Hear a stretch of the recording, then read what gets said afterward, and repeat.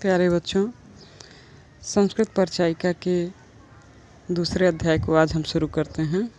मैं अनीता त्रिपाठी आपका स्वागत करती हूँ मेरे YouTube channel each one teach one में। विद्यार्थियों, आपका अनिवार्य संस्कृत जो है उसका पहला पाठ ज्योति श्रीवास्तव जी के द्वारा पढ़ाया गया था। दूसरा अध्याय अनियुक्ति विलास मैं पढ़ा रही हूँ। सबसे पहले इस शीर्षक के बारे में जानते हैं बच्चों।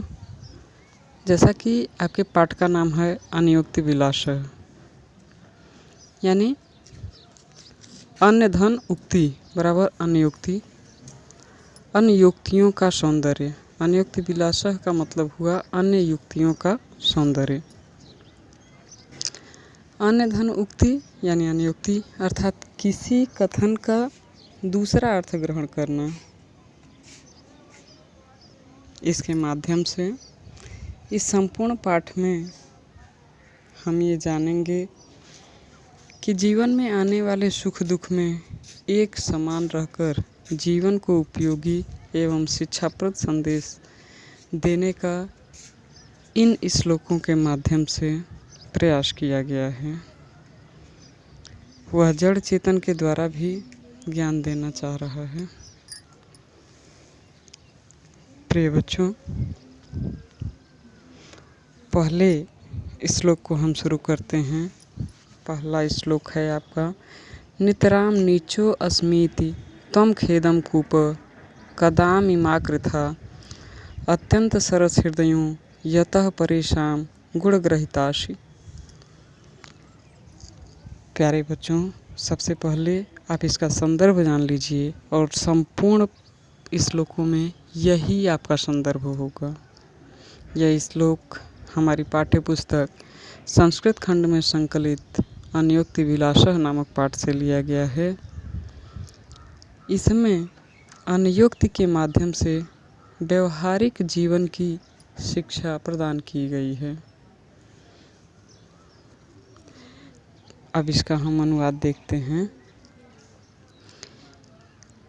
नितराम नीचो अस्मि त्वं खेदम कूप। नितराम अर्थात अत्यधिक, हे कुएं मैं अत्यंत नीचा हूँ, अत्यंत गहरा हूँ, ऐसा सोचकर मन में कभी दुखी न हो, क्योंकि तुम तो अत्यंत सरस हृदय वाले अर्थात जल से युक्त हो और दूसरों की रस्सियों को अर्थात दूसरों के गुणों को भी ग्रहण करने वाले हो। प्यारे बच्चों, मैंने पहले ही बताया कि यह जड़ और चेतन दोनों को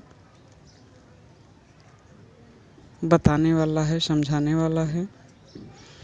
तो दूसरे अर्थ में इसका अर्थ ये होता है कि हे गंभीर पुरुष, मैं अत्यंत छोटा हूँ, तुच्छ हूँ, मेरी कोई हैसियत नहीं है, ऐसा समझ करके दुखी मत हो,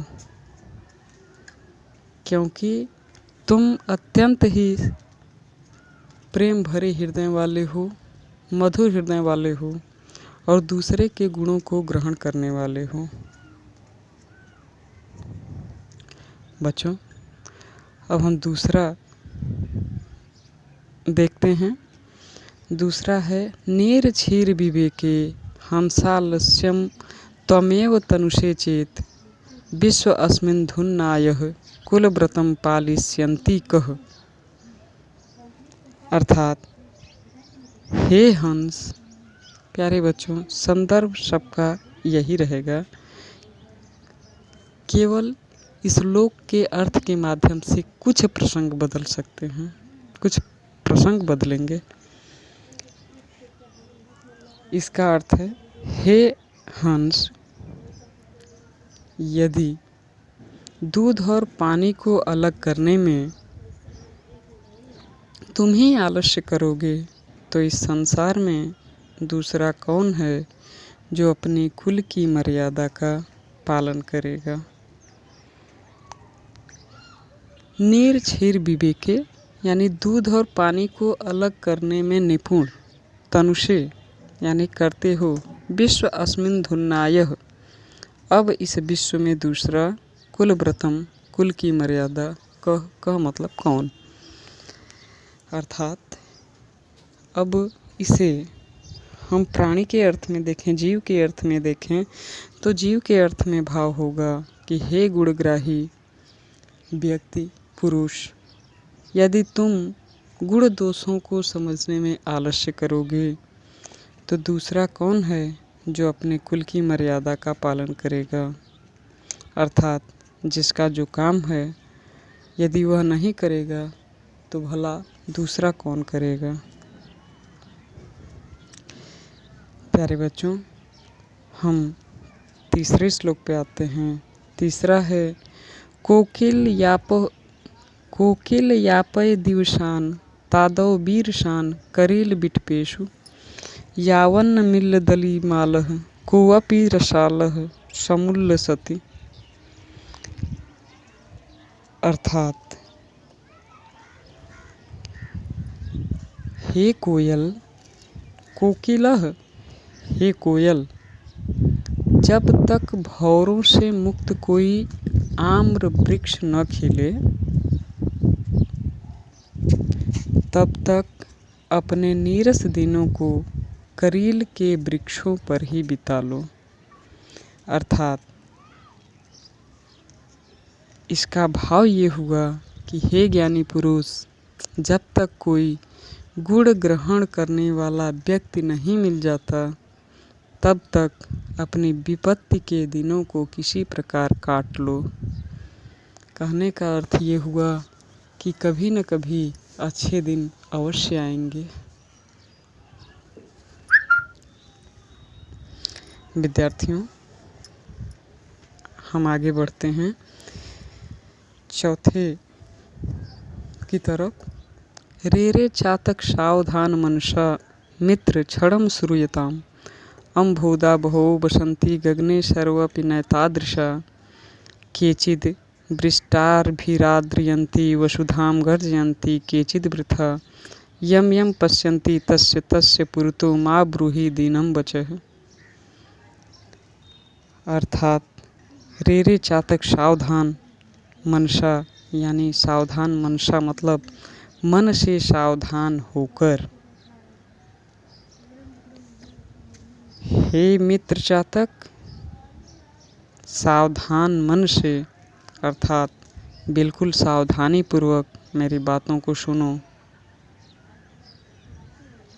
अम्भोदा बहवो बसंती गगने सर्वे अपि नैतादृशा। अम्भोदा यानी कि बादल, नैतादृशा ऐसे नहीं हैं।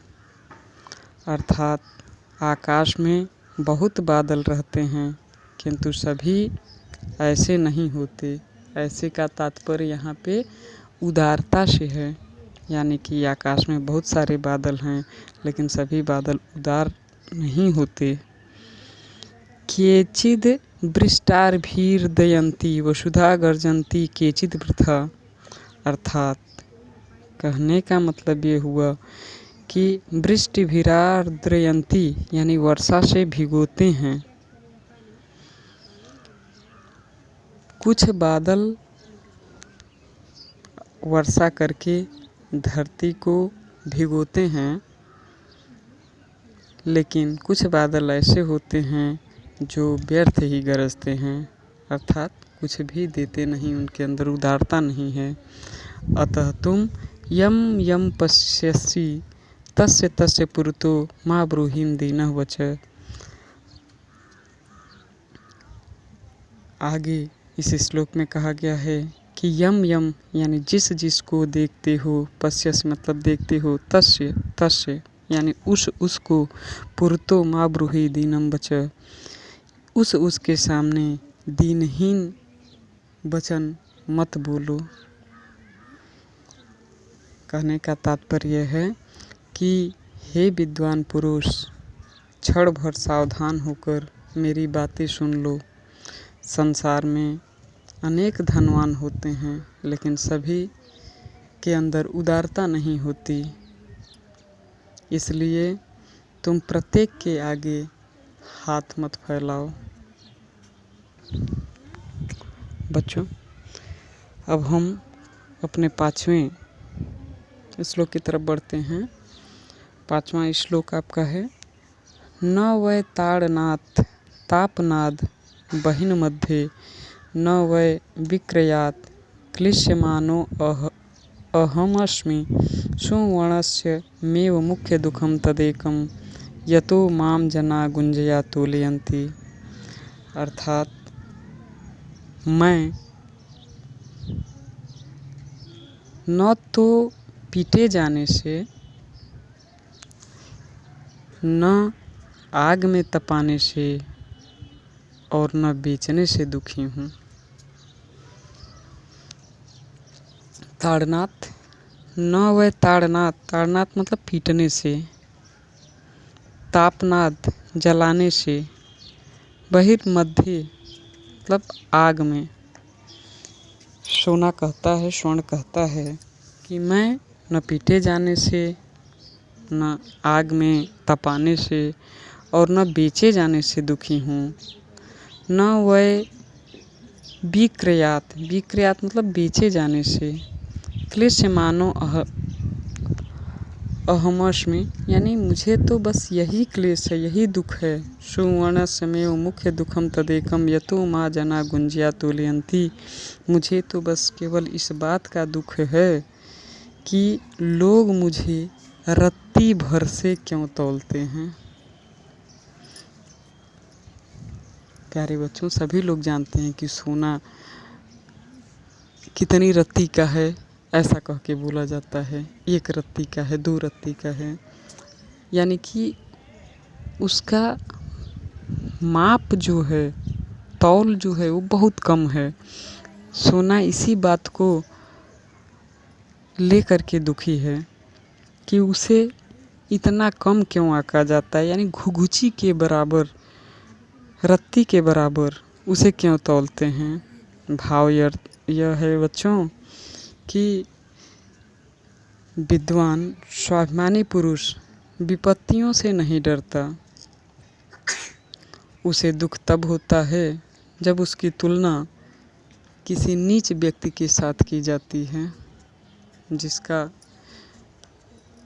कोई औचित्य नहीं होता, जिसकी कोई बराबरी नहीं है। अगर उससे किसी सज्जन की तुलना कर दी जाए तो उसे बहुत ही आघात पहुंचता है। प्यारे बच्चों, अब हम अपने 6वें और अंतिम पद की तरफ बढ़ रहे हैं। 6वां और अंतिम पद आपका है, रात्रि गमिष्यति भविष्यति सुप्रभातः भास्वानुदेश्यति हसिष्यति पंकजाली इत्थं बीचयन्ति कोशगते द्विरेफे हा हंत हंत नलिनीम गज उज्जहारम। अर्थात यह श्लोक आपके संस्कृत खंड में संकलित अन्योक्ति विलासा नामक पाठ से लिया गया है। इस अन्योक्ति विलासा के माध्यम से व्यवहारिक जीवन की शिक्षा प्रदान की गई है। पद यह है, रात्रि गमिष्यति भविष्यति सुप्रभातः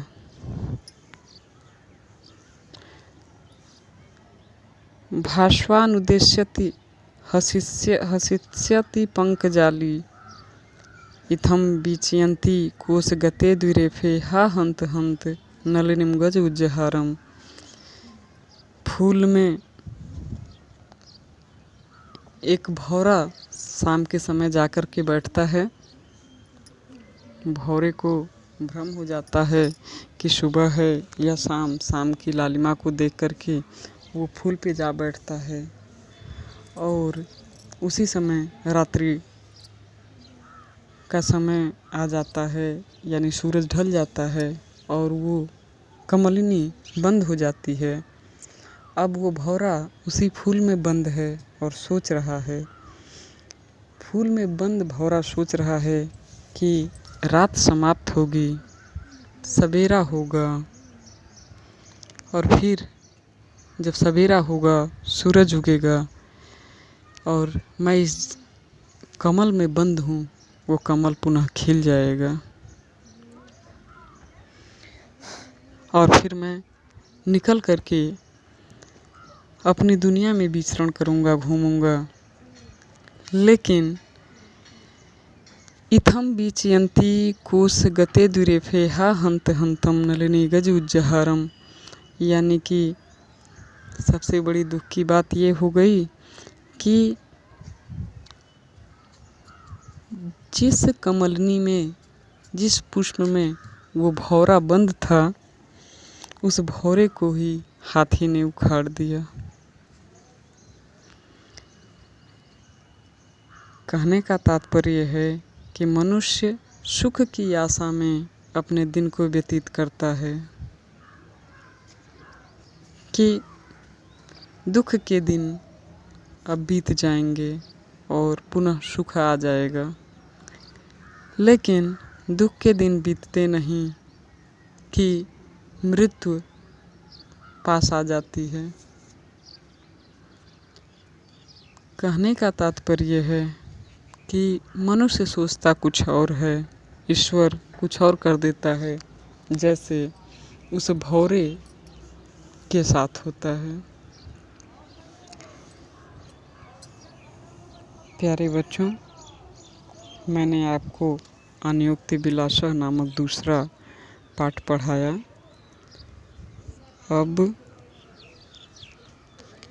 इसमें अगर आप लोगों को कुछ नहीं समझ में आया तो कमेंट करिएगा, और अगर आपको पसंद आता है तो लाइक, शेयर एंड सब्सक्राइब।